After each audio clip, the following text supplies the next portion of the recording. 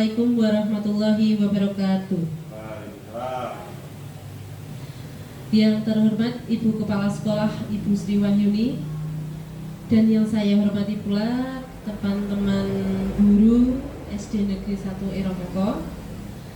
Hari ini saya akan memaparkan tentang penyebaran pemahaman dan penerapan pengalaman budaya positif.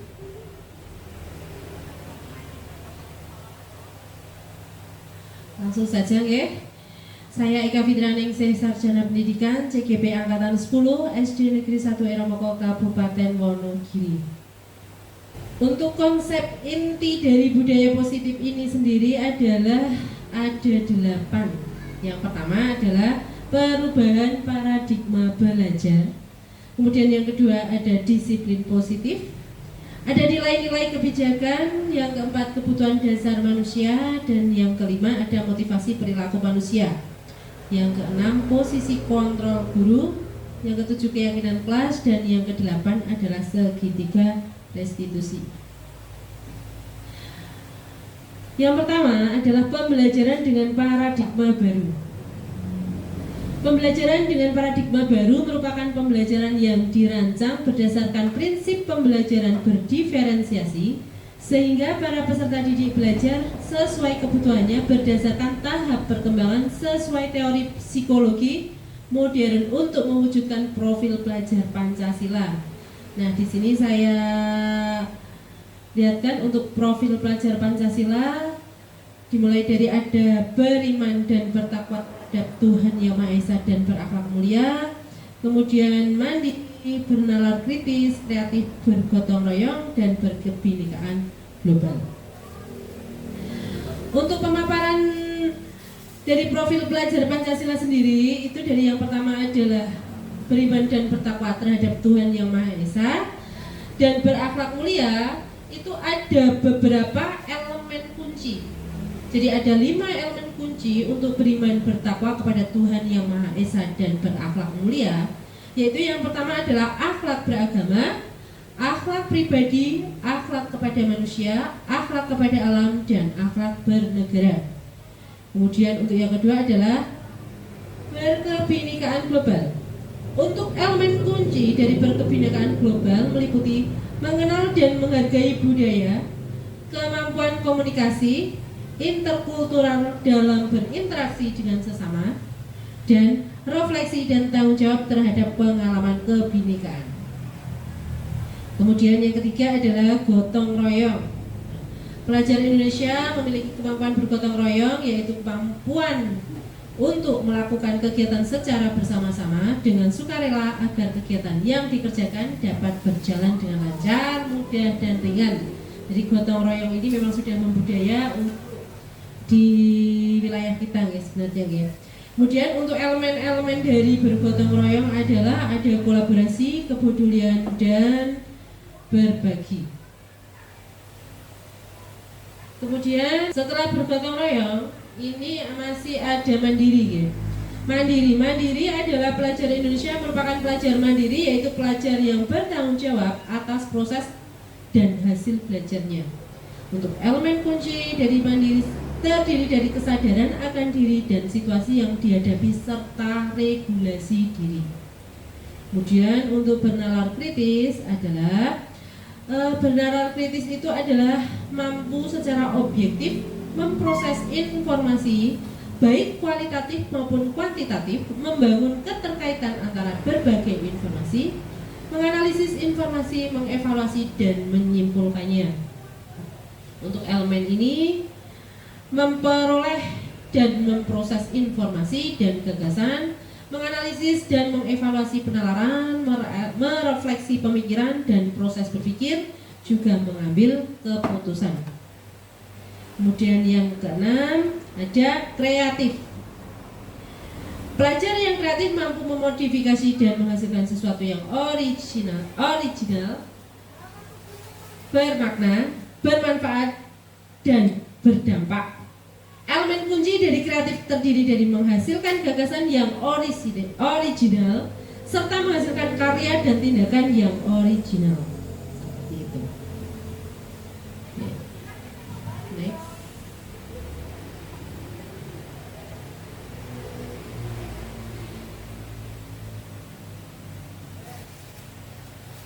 Kemudian selanjutnya ada miskonsepsi tentang teori kontrol. Miskonsepsi teori kontrol menurut paparan dari Dr. William Glasser dalam kontrol teori, untuk meluruskan beberapa miskonsepsi tentang kontrol, yaitu ada pertama ilusi kontrol murid, kemudian ilusi bahwa semua penguatan itu positif dan bermanfaat, kemudian ada ilusi bahwa orang dewasa berhak memaksa, dan ilusi bahwa kritik dan membuat rasa bersalah mampu menguatkan karakter. Mengubah paradigma stimulus respon ke pendekatan teori kontrol. Stimulus respon lawan teori kontrol atau pandangan tentang dunia. Nah, di sini ada beberapa tentang stimulus respon tentang dunia dan teori kontrol tentang dunia. Yang pertama ada realitas atau kebutuhan kita sama. Nah, menurut untuk teori kontrol tentang dunia, realitas atau kebutuhan kita itu berbeda. Kemudian untuk semua orang melihat hal yang sama, tetapi untuk teori kontrol tentang dunia, setiap orang memiliki gambaran yang berbeda. Stimulus respon tentang dunia, kita mencoba mengubah orang agar berpandangan sama dengan kita. Akan tetapi untuk teori kontrol, kita berusaha memahami pandangan orang lain tentang dunia. Respon tentang dunia, perilaku buruk dilihat sebagai suatu kesalahan. Teori kontrol tentang dunia, semua perilaku memiliki tujuan. Orang lain bisa mengontrol saya. Untuk teori kontrol tentang dunia, hanya Anda yang bisa mengontrol diri Anda. Saya bisa mengontrol orang lain. Untuk teori kontrol tentang dunia, Anda tidak bisa mengontrol orang lain.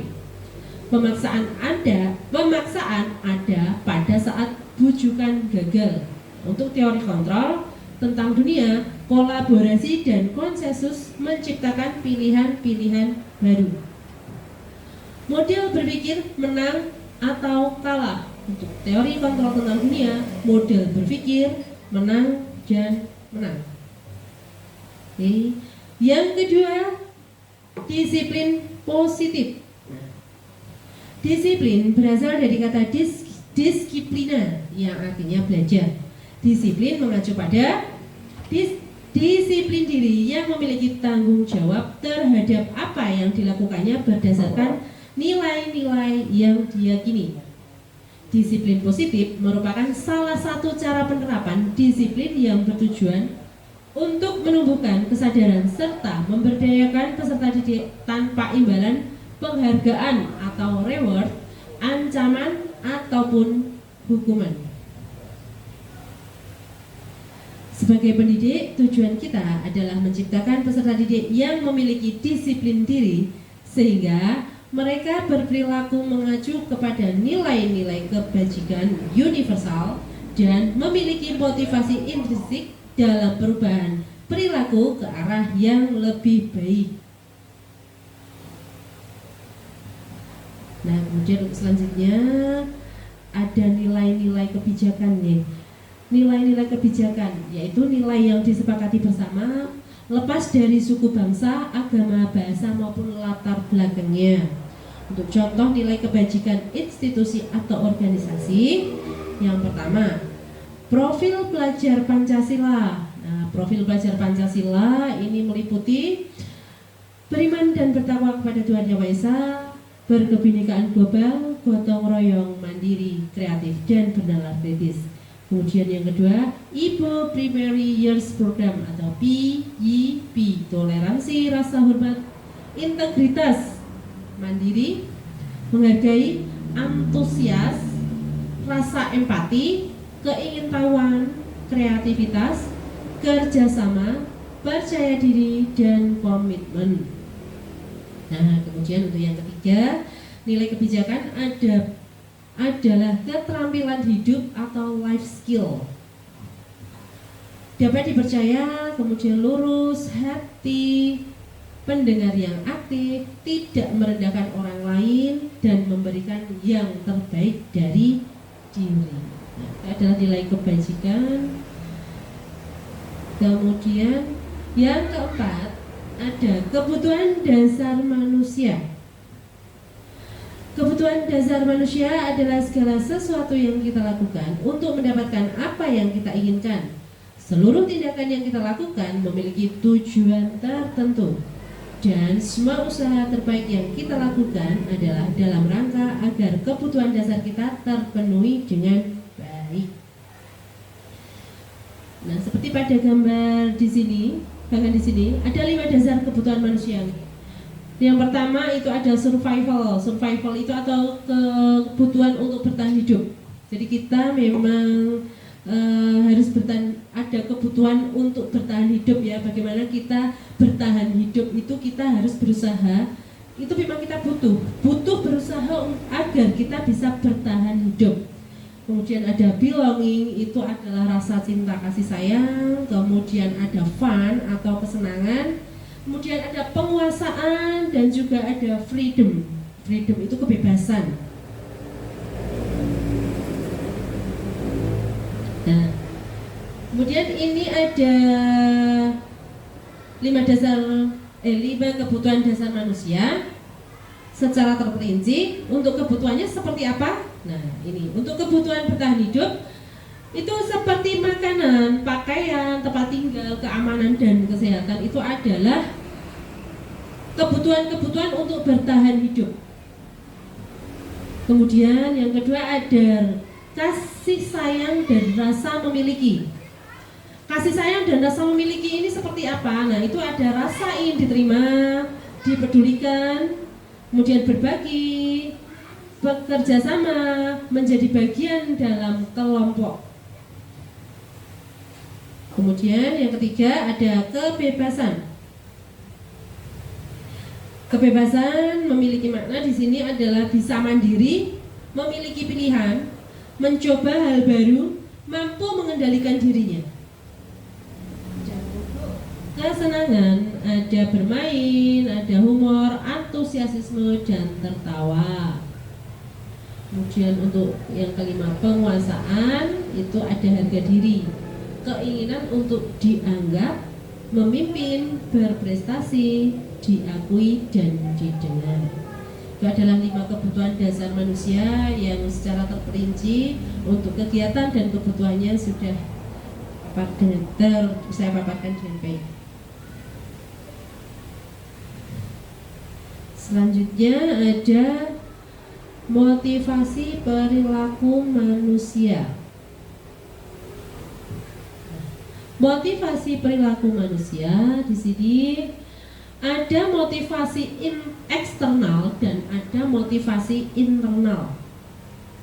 Jadi untuk motivasi eksternal itu adalah untuk menghindari ketidaknyamanan atau hukuman.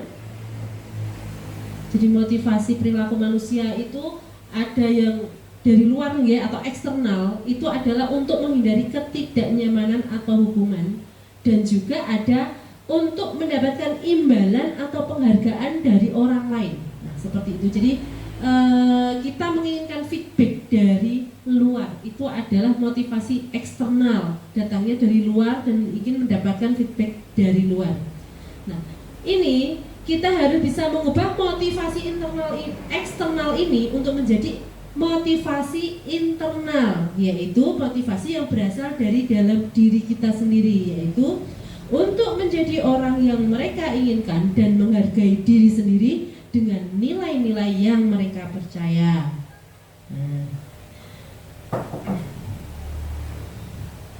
Kemudian selanjutnya ada hukuman, konsekuensi, dan restitusi.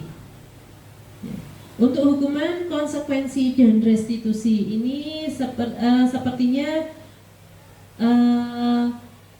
sama tetapi berbeda. Kalau hukuman itu tidak direncana atau tiba-tiba. Jadi ketika biasanya secara tidak sadar, secara tidak langsung, kita ketika mengetahui anak didik kita atau siswa kita yang tidak taat aturan, biasanya kita terus memberikan hukuman. Nah, itu kan tiba-tiba, tidak terencana. Kalau untuk konsekuensi biasanya terencana atau disepakati. Kemudian untuk restitusi biasanya proses menciptakan kondisi bagi murid untuk memperbaiki kesalahan. Untuk hukuman juga murid tidak tahu apa yang akan terjadi atau tidak dilibatkan. Jadi ketika siswa itu mendapat hukuman, itu tidak tahu apa yang akan terjadi nanti. Ketika saya itu dihukum, itu saya mendapatkan apa, itu kita tidak tahu. Kemudian bersifat satu arah itu kan dari guru langsung kepada siswanya. Dan biasanya itu berupa hukuman atau fisik, berupa hukuman fisik ataupun psikis. Berupa hukuman fisik ataupun psikis. Nah, kemudian untuk konsekuensi, biasanya murid tetap dibuat tidak nyaman. Kemudian sikap guru selalu memonitor murid. Karena untuk konsekuensi ini lebih fleksibel sepertinya, lebih luas seperti itu ya. Jadi sikap guru selalu memonitor murid, tidak langsung memberikan hukuman secara fisik ataupun psikis. Kemudian untuk restitusi, proses kolaboratif yang mengajarkan murid untuk mencari solusi sendiri. Nah, di sini ada perbedaan antara hukuman, konsekuensi, dan restitusi. Jadi sifatnya itu kalau hukuman itu biasanya memberikan tindakan yang tegas. Kalau restitusi itu kita sebagai guru ya, setidaknya kita harus melakukan pendekatan segitiga restitusi pada siswa pada saat melakukan kesalahan atau memang melakukan pelanggaran.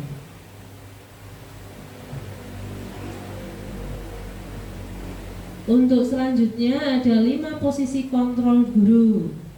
Nah, 5 posisi kontrol guru ini, yang pertama ada penghukum, ada pembuat merasa bersalah, kemudian sebagai teman, ada pemantau, dan sebagai manajer. Contoh penerapan 5 posisi kontrol guru. Pada suatu kasus, siswa tidak memakai atribut lengkap saat upacara bendera. Nah, seperti yang sudah terjadi di SD Negeri 1 Irama Kloniking ya, biasanya kalau ada siswa yang melanggar aturan dengan tidak disiplin pada atribut kelengkapan seragam, biasanya kita juga memberikan hukuman. Nah, secara tidak langsung kita sebenarnya juga sudah menerapkan posisi kontrol guru itu, tetapi sudah pas atau belum? Kita sebagai apa di situ? Nah, kalau sebagai penghukum, yang akan kita lakukan adalah misalnya hormat pada bendera itu selama 1 jam. Biasanya di PP itu hormat pada bendera selama 1 jam di bawah tiang bendera. Itu adalah sebagai tindakan hukuman karena langsung pada fisik ataupun psikis anak. Kemudian membuat rasa bersalah. Membuat rasa bersalah itu ada tindakan bapak ibu guru yang mendekati murid, kemudian kita berkomunikasi. Berapa kali bapak ibu memberitahu kamu, atau kamu selalu saja mengecewakan bapak ibu. Itu ada kata-kata yang lebih halus ya. Jadi bagaimana anak itu merasa bersalah dengan tindakan yang sudah dia lakukan. Ternyata tindakan yang dia lakukan itu adalah salah, tidak sesuai aturan. Nah, dengan menggunakan kata-kata berapa kali bapak atau ibu memberitahu kamu selalu saja mengecewakan ibu bapak, nah, itu akan lebih halus dan membuat rasa bersalah pada diri anak. Kemudian selanjutnya ada posisi kontrol guru sebagai teman. Nah, jadi sebagai teman itu biasanya dengan kata-kata, ayo dong ikuti aturan sekolah. Jadi lebih akrab memang sapaannya kita terhadap anak-anak ya. Tolong bantu bapak ibu ya sekali ini. Kemudian ada, ya sudah tidak apa-apa. Lain kali jangan sampai berbuat seperti ini lagi ya. Nah, itu kan terdengar lebih fleksibel, lebih ramah, lebih enak didengar anak. Tetapi kalau saya lihat untuk menjadi posisi kontrol sebagai teman ini membuat anak memang ada positif negatifnya gitu. Untuk positifnya anak bisa menerima, akan tetapi untuk dampak negatifnya kita juga agak tidak dihargai anak karena kita sering dianggap apa ya, hanya teman. Kemudian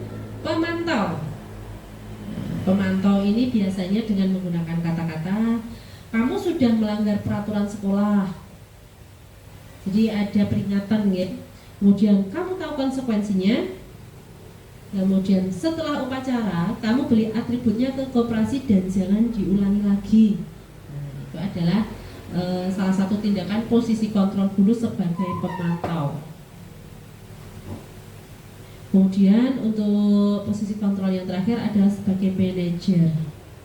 Sebagai manajer, kata-kata yang biasanya kita ungkapkan ke anak itu lebih halus, yaitu apakah kamu tahu kesalahanmu?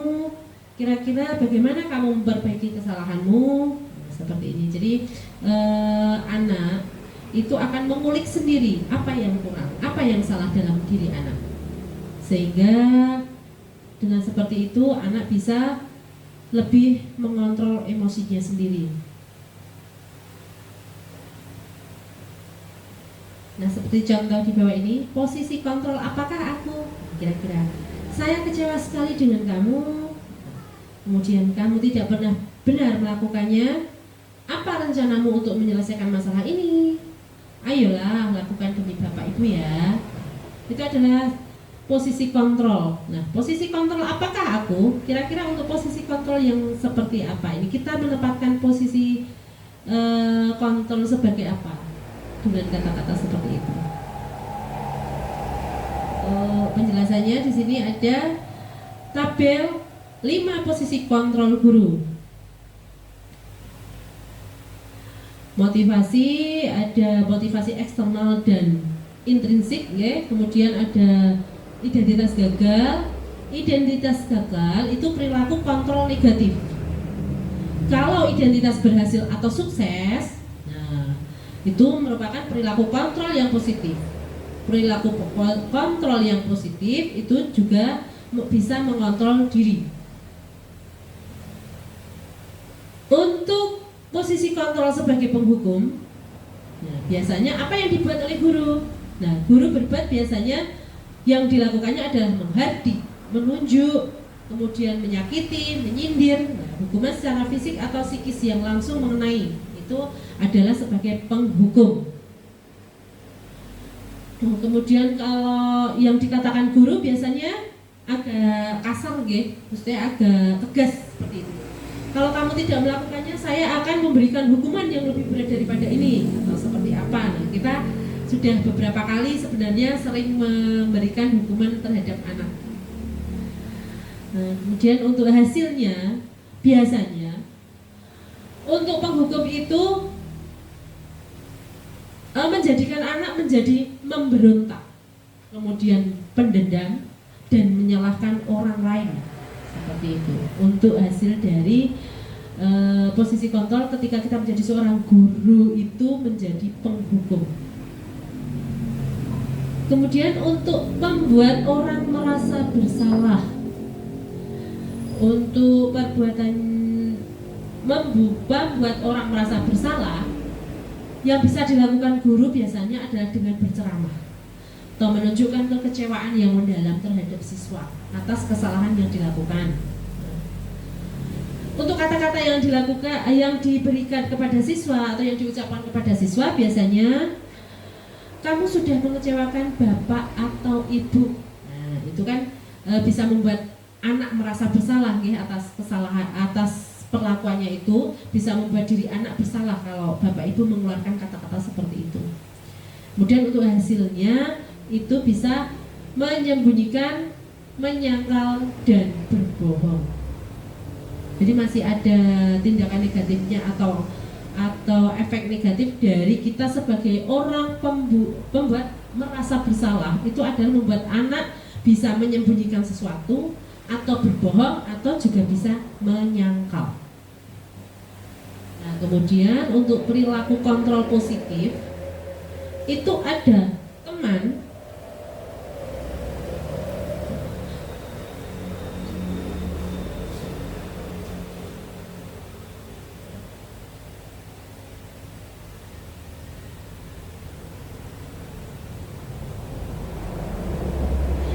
Untuk perilaku kontrol positif itu ada teman dan pemantau. Nah, itu berarti ada efek baik ya, dari kita bersikap sebagai teman dan pemantau, itu kita ada efek baik untuk anak. Untuk perbuatan yang biasanya dilakukan oleh guru ketika menjadi teman adalah membuatkan alasan-alasan untuk murid-muridnya.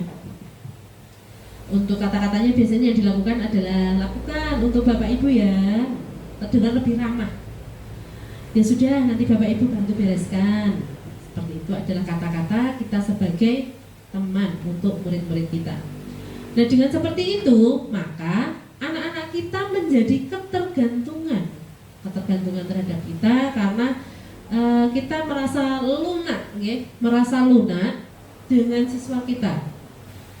Kemudian untuk pemantau, selanjutnya untuk pemantau yaitu biasanya guru akan berbuat menghitung dan mengukur. Contohnya bagaimana untuk pemantau? Oh ya, ini anak berapa kali membuat kesalahan, berapa kali membuat pelanggaran, kemudian diukur. Oh, kalau hari ini tidak membawa topi, dasi, ataupun tidak sepatu hitam, besok hanya tidak membawa topi, besok membawa topi tapi tidak membawa dasi. Nah, seperti itu. Jadi ada tolak ukurnya biasanya. Kemudian untuk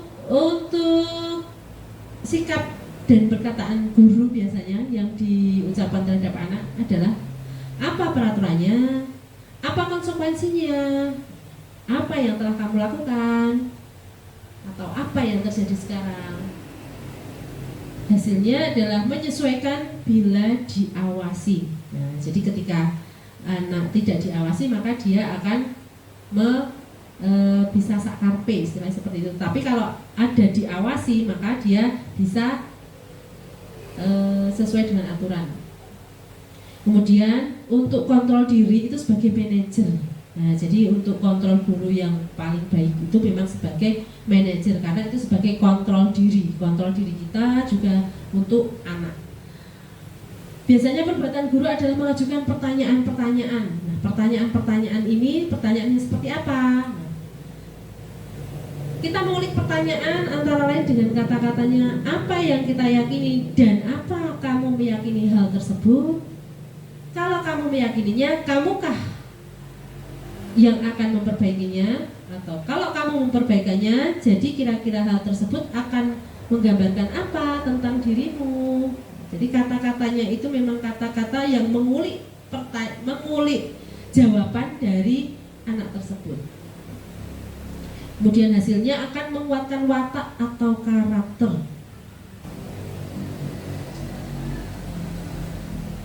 Di sini juga untuk jawaban siswanya tadi, kalau sebagai penghukum biasanya anak itu akan berkata sih saya tidak peduli. Nah, itu kan karena dia sebagai pembangkang. Kemudian kalau kita sebagai pemantau biasanya anak-anak akan mengatakan maafkan saya Pak, maafkan saya Bu, seperti itu. Dan sebagai teman, saya pikir Bapak Ibu adalah teman saya, nah, seperti itu. Kemudian untuk sebagai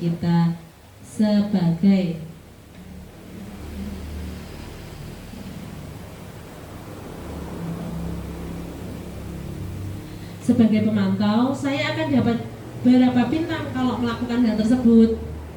Jika sudah melakukan hal tersebut, saya akan mendapatkan apa? Biasanya seperti itu anak. Kemudian sebagai manajer, bagaimana caranya agar saya bisa memperbaiki keadaan ini Bu? Bagaimana Pak? Biasanya seperti itu. Kemudian saya akan memperbaiki masalah ini dengan cara. Kemudian untuk dampak pada siswa. Dampak pada siswa di sini adalah untuk kita sebagai penghukum ataupun pembuat rasa bersalah itu adalah mengulangi kesalahan berulang kali, dan perilaku anak menjadi lebih agresif. Kemudian rendah diri, merasa gagal dan tidak berharga. Pokoknya rasanya itu rapenak begitu gitu untuk anak. Kemudian untuk yang sebagai teman itu tergantung, tidak mandiri dan tidak bisa memutuskan. Kemudian untuk pemantau, menitik beratkan pada dampak pada diri sendiri, mendapatkan hadiah atau mendapatkan hukuman. Kemudian dampak murid ketika kita sebagai manajer adalah mengevaluasi diri, bagaimana menjadi diri yang lebih baik. Ya. Kemudian yang terakhir di sini adalah ada kaitannya dengan dunia yang berkualitas. Ketika kita menjadi seorang guru dan kita menjadi seorang penghukum, maka murid meletakkan guru di luar dunia yang berkualitas. Allah, apa bapak ibu guruku gini hukum aku? Nah seperti itu. Pasti itu akan menjadi mindset anak-anak kita dan itu akan menggarisbawahi bahwa kita itu hanya sebagai seorang penghukum, ya. Dan itu akan diingat anak sampai kelak biasanya seperti itu. Kemudian kalau membuat merasa bersalah, murid meletakkan guru di dalam dunia berkualitas. Nah, masih ada sedikit rasa baik, ya, masih positif dari dalam pemikiran anak terhadap kita. Kemudian sebagai teman, murid meletakkan guru sebagai orang penting dalam dunia berkualitas. Dan sebagai pemantau, murid meletakkan guru dan peraturan di dunia berkualitas. Kemudian untuk sebagai manajer, murid meletakkan dirinya sebagai individu yang positif dalam dunia berkualitas. Demikianlah untuk posisi kontrol guru. Kemudian saya lanjutkan ke keyakinan kelas. Keyakinan kelas itu apa sih keyakinan kelas itu? Mengapa keyakinan kelas? Mengapa bukan peraturan kelas? Nah, untuk di SD 1 Romoko ini saya lihat untuk semua kelas itu sudah membuat keyakinan kelas, ya. Peraturan kelas, kesepakatan kelas, dan keyakinan kelas itu saya lihat di setiap kelas itu sudah ada peraturan-peraturannya yang sudah dibuat bersama anak-anaknya. Kenapa keyakinan kelas? Karena keyakinan kelas itu bersifat lebih abstrak daripada peraturan yang lebih rinci dan konkret. Yang di sini artinya kalau keyakinan kelas itu bersifat abstrak, itu kan tidak hanya satu, gitu. Jadi daripada peraturan yang lebih rinci dan konkret, itu kan lebih terfokus. Jadi mungkin kalau untuk peraturan itu lebih ada konsekuensinya seperti itu. Tetapi kalau bersifat abstrak, itu anak bisa mengembangkan. Kemudian keyakinan kelas berupa pernyataan-pernyataan yang universal. Kemudian pernyataan keyakinan kelas senantiasa dibuat dalam bentuk positif. Selalu positif, ya, untuk keyakinan kelas itu. Kenapa? Karena memang agar membawa kelas kita itu menjadi kelas yang positif. Selanjutnya adalah keyakinan kelas hendaknya tidak terlalu banyak sehingga mudah diingat dan dipahami oleh semua warga kelas. Yang selanjutnya adalah keyakinan kelas sebaiknya sesuatu yang dapat diterapkan di lingkungan kelas dan sekolah. Semua warga kelas hendaknya ikut berkontribusi dalam pembuatan keyakinan kelas lewat kegiatan curah pendapat. Dan bersedia meninjau kembali keyakinan kelas dari waktu ke waktu. Nah, ini kemarin ketika saya sudah membuat keyakinan kelas di kelas 5, ya, bersama anak didik saya sebelum di semester baru ini kami membuat keyakinan kelas. Jadi keyakinan kelas itu saya mulai dengan memberikan anak-anak, kalian itu ingin membuat kelas kita itu seperti apa, menjadi apa. Ya, saya membagikan kertas sticky note terhadap semua anak didik saya. Jadi murid-murid itu saya bagi satu-satu. Di situ saya tuliskan, kalian itu ingin memiliki kelas yang seperti apa. Kemudian saya suruh menuliskan anak-anak di sticky note. Setelah itu saya suruh tempel di depan kelas. Nah, kemudian setelah di depan kelas itu saya bagi-bagi.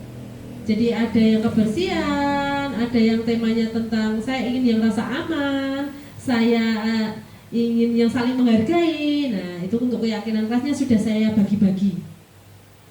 Nah, kemudian setelah sepakat, anak-anak menandatanganinya dan saya buat sebagai tempelan di dinding, kemudian anak-anak menempelnya di dinding sebagai keyakinan kelas dari kelas 5. Itu jadi sudah kami buat bersama-sama atas kesepakatan anak-anak dengan saya.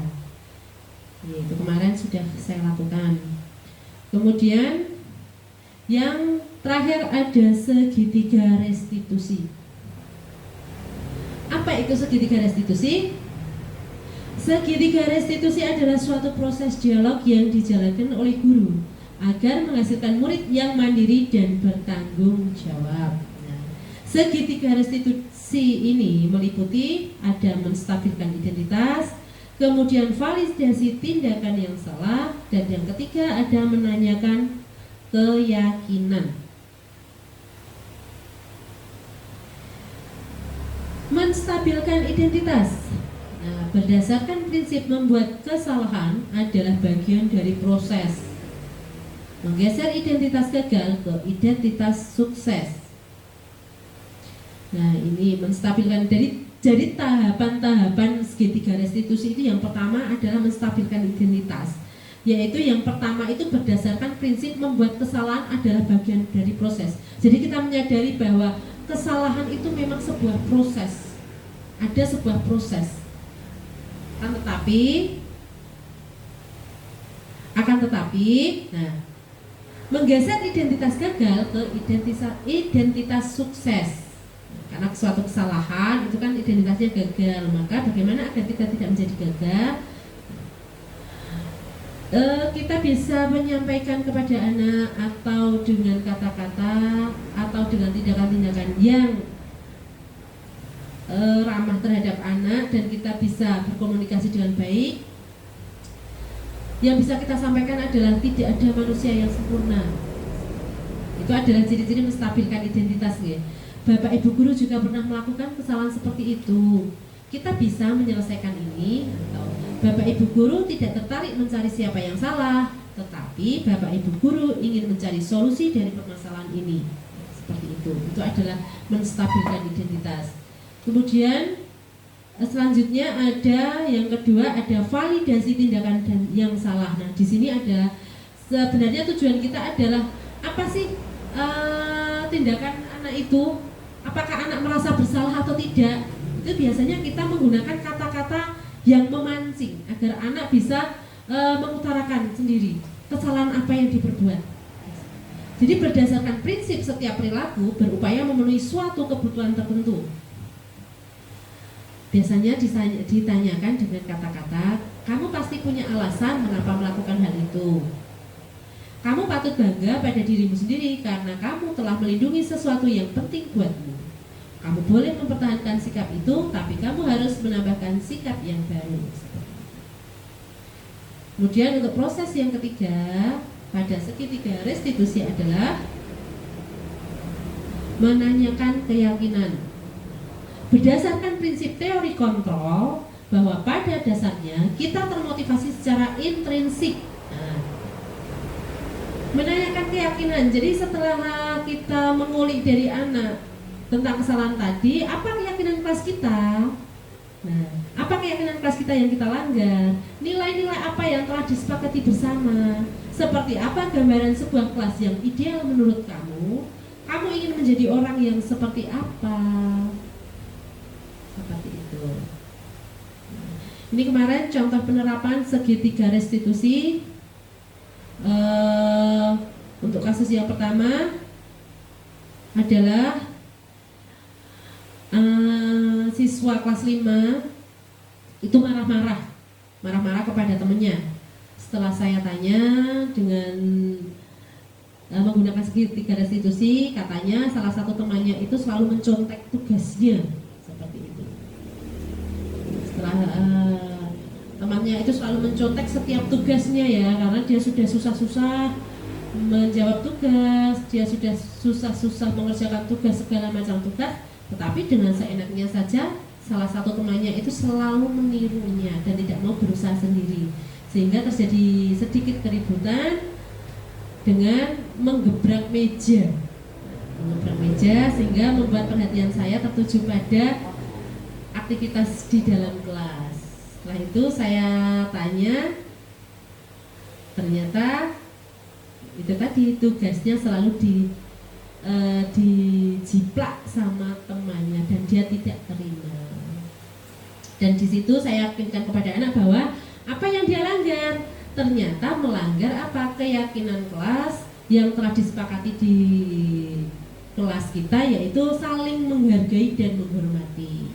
Tapi saya juga masih menghargai karena dia tidak sampai melakukan hal-hal misalkan seperti memukul atau yang lebih kasar seperti itu nggih. Hanya menggebrak meja sampai mengakibatkan botol minumnya itu jatuh. Seperti itu kemarin. Oke, kemudian untuk yang kedua kemarin saya juga menangani sebuah kasus di kelas saya. Ini ada salah satu anak yang dalam jangka waktu 1 bulan atau 2 minggu ini selalu datang terlambat. Jadi selalu datang lebih dari 7:30. Kemudian saya tanya pelan-pelan, kenapa dia selalu datang terlambat? Ternyata katanya bangun kesiangan. Nah, sebabnya apa? Kenapa bisa bangun kesiangan? Karena tidurnya terlalu malam. Karena sebelum tidur dia selalu main HP dan akhirnya begadang. Pada akhirnya dia bangunnya kesiangan dan datang terlambat. Kemudian untuk tindak lanjut yang saya lakukan terhadap anak yang datang terlambat adalah saya berkolaborasi dengan orang tua atau kerjasama dengan orang tua untuk mengontrol anak agar tidak tidur terlalu malam. Saya juga menasihati anak agar tidak begadang atau main HP sebelum tidur. Jadi diusahakan untuk tidur lebih awal ketika hari efektif sekolah agar tidak bangun kesiangan. Seperti itu, dan dampaknya setelah kejadian itu sampai saat ini tidak ada lagi yang datang terlambat dan juga tidak ada lagi keributan seperti mencontek tugas teman yang lain.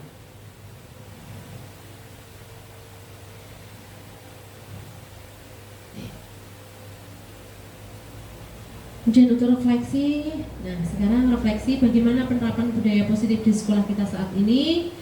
Kemudian yang kedua ada apa yang akan kita lakukan ke depannya untuk menciptakan budaya positif. Nah ini adalah refleksi untuk diri saya sendiri di dalam kelas maupun untuk sekolah ini.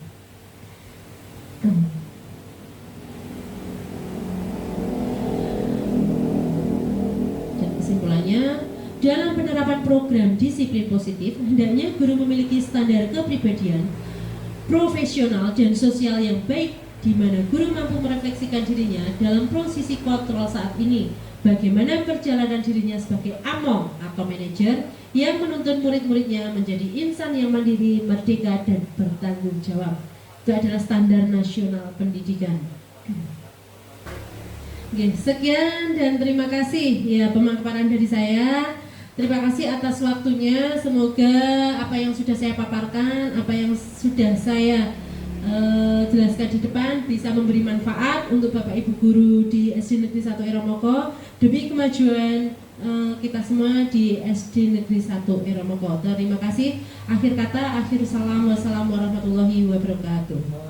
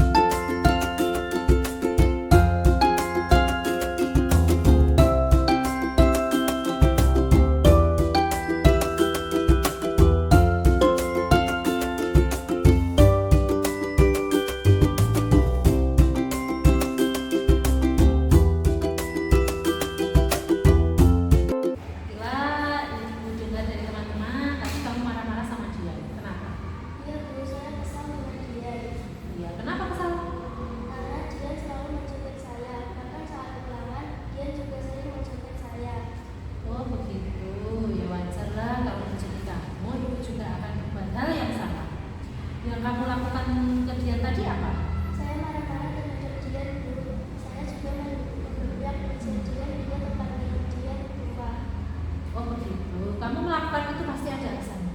Iya Pak Guru, saya sudah capek mengerjakan tugas-tugas, namun dia tidak bekerja mencontek saya. Saya kesal Bu. Ya wajarlah kalau kamu tidak rela jika pekerjaanmu dicoba begitu saja. Ibu menghargai tindakanmu karena tidak berbuat lebih dari itu. Seperti misalnya handphone. Sekarang coba dipikirkan, apakah tindakanmu yang marah sampai membakar meja itu sesuai dengan keyakinan kelas kita? Tidak Bu. Menurutmu keyakinan kelas apa yang dilanggar? Saya menghormati antar teman Bu. Nah, menurutmu menghormati antar teman itu penting tidak?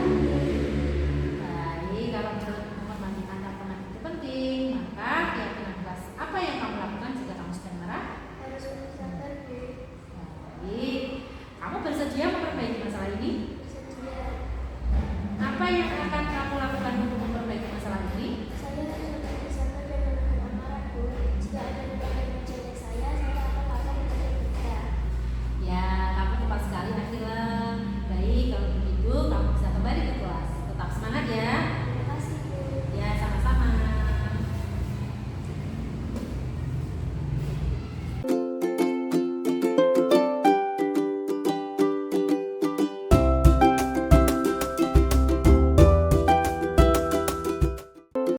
Assalamualaikum, nama saya Akila. Saya siswa kelas 5 SDN 1 Iramoko.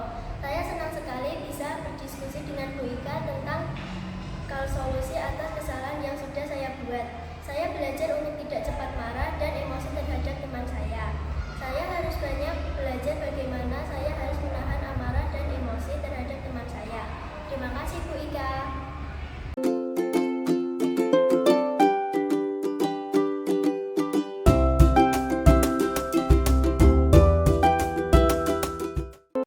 Ega, akhir-akhir ini ibu lihat kamu sering datang terlambat. Coba ingat sudah berapa kali kamu datang terlambat? Sudah 5 kali Bu.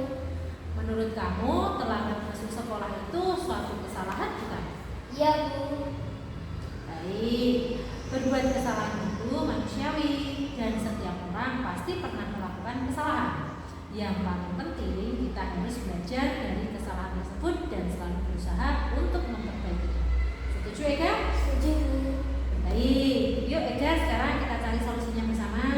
Iya Bu. Ega datang ke sekolah terlambat itu pasti punya alasannya. Kenapa Ega bisa terlambat masuk sekolah, Mas? Saya sering begadang main HP Bu, jadi saya bangun kesiangan. Baik, kamu tahu ya keyakinan kelas yang sudah kita sepakati? Masih ingat? Tahu Bu. Kalau datang terlambat ke sekolah itu sesuai dengan kesepakatan kelas kita tidak ya? Tidak Bu. Baik, kira-kira keyakinan kelas apa yang sudah kamu langgar karena terlambat datang ke sekolah? Disiplin Bu. Menurutmu disiplin itu penting tidak? Penting Bu, karena dengan disiplin saya bisa datang tepat waktu, sehingga tidak terlambat dan saya bisa menghargai waktu. Betul sekali, menghargai waktu itu sangat penting karena dengan menghargai waktu kita bisa menghargai orang-orang di sekitar. Pekerjaan juga tidak menumpuk dan kita juga bisa melatih rasa kepedulian. Ya Bu, maaf ya Bu, saya sering datang terlambat ke sekolah. Ya Ega, sikap yang sudah sangat baik. Kamu minta maaf atas kesalahan yang sudah kamu buat. Lalu, apa yang akan kamu lakukan agar tidak terlambat lagi datang ke sekolah? Saya akan tidur lebih awal Bu, dan tidak akan begadang lagi agar tidak bangun kesiangan dan tidak terlambat ke sekolah. Ya, baik Ega, kamu sekarang sudah mendapatkan solusinya ya. Dan ibu juga akan bekerja sama dengan orang tua kamu agar kamu tidak datang terlambat lagi ke sekolah. Baiklah, sekarang silakan kembali ke kelas ya. Baik Bu, terima kasih. Sama-sama.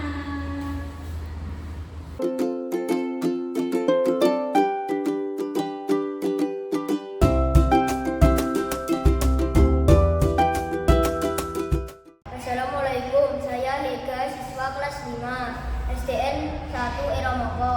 Terima kasih Bu Ika, saya senang sekali sudah berdiskusi dengan Ibu untuk menemukan solusi atas kesalahan yang sudah saya lakukan. Saya tidak akan begadang lagi agar saya tidak bangun kesiangan dan terlambat lagi ke sekolah. Terima kasih Bu Ika.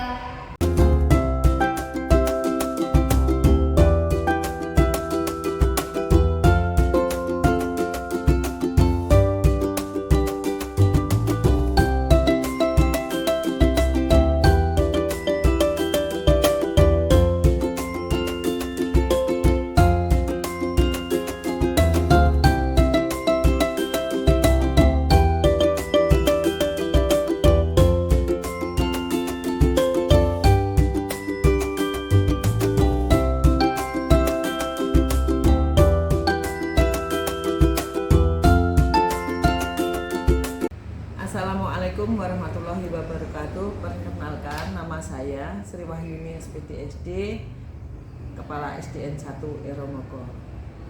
Alhamdulillah Bu Ika Fitriani, calon guru penggerak angkatan 10 telah melaksanakan diseminasi budaya positif di sekolah pada hari Rabu 12 Juni 2024. Mudah-mudahan dengan kegiatan ini bisa memberikan perubahan yang lebih baik untuk sekolah ini.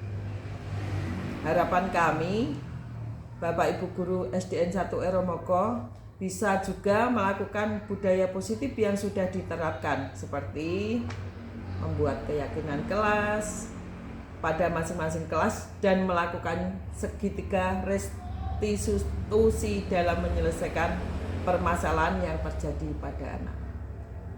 Semoga membawa perubahan yang lebih baik untuk SDN 1 Eromoko. Sukses selalu untuk Bu Ika Fitriani. Terima kasih. Wassalamualaikum warahmatullahi wabarakatuh. Assalamualaikum warahmatullahi wabarakatuh. Perkenalkan, nama saya Liana Prabandari. Saya rekan kerja dari Bu Ika Fitriani SPD yang mana sekarang sedang menjalankan kegiatan program guru penggerak angkatan 10. Kemarin Bu Ika sudah menjalankan diseminasi tentang budaya positif yang menurut saya sangat baik, sangat berdampak baik bagi rekan-rekan kerja, di mana di dalam budaya positif tersebut mengajarkan untuk pembuatan keyakinan kelas, pembuatan kesepakatan kelas yang berpihak pada murid. Kemudian di dalam diseminasi tersebut juga dijelaskan tentang segitiga restitusi, di mana segitiga restitusi berfungsi dalam penyelesaian masalah anak atau konflik yang terjadi pada anak seperti itu. Kedepannya menurut saya semoga Bu Ika tetap semangat menjalankan kegiatan-kegiatannya di program guru penggerak sampai dengan selesai, sehingga nantinya akan berdampak baik bagi teman-teman maupun anak didik dari Bu Ika sendiri. Seperti itu, tetap semangat Bu Ika, tetap berpihak pada anak, kemudian tetap menjalankan program guru penggerak dengan semangat dan gembira. Terima kasih. Wassalamualaikum warahmatullahi wabarakatuh. Selamat pagi, Assalamualaikum warahmatullahi wabarakatuh. Perkenalkan, nama saya Hartanto dari SD Negeri 1 Eromoko, rekan kerja dari Bu Ika Fitriani, calon guru penggerak angkatan 10 dari Kabupaten Wonogiri. Kemarin Bu Ika sudah melaksanakan diseminasi dengan sangat baik, sehingga dapat menginspirasi dan semoga dapat mengimbas kepada rekan-rekan yang lain tentang pentingnya akan budaya positif di sekolah SD Negeri 1 Eromoko yang tercinta ini. Sekali lagi selamat dan sukses. Semoga apa yang dipresentasikan atau diungkapkan kemarin atau disebarkan kepada rekan-rekan guru yang lain semoga dapat bermanfaat kepada rekan-rekan guru yang lain. Terima kasih.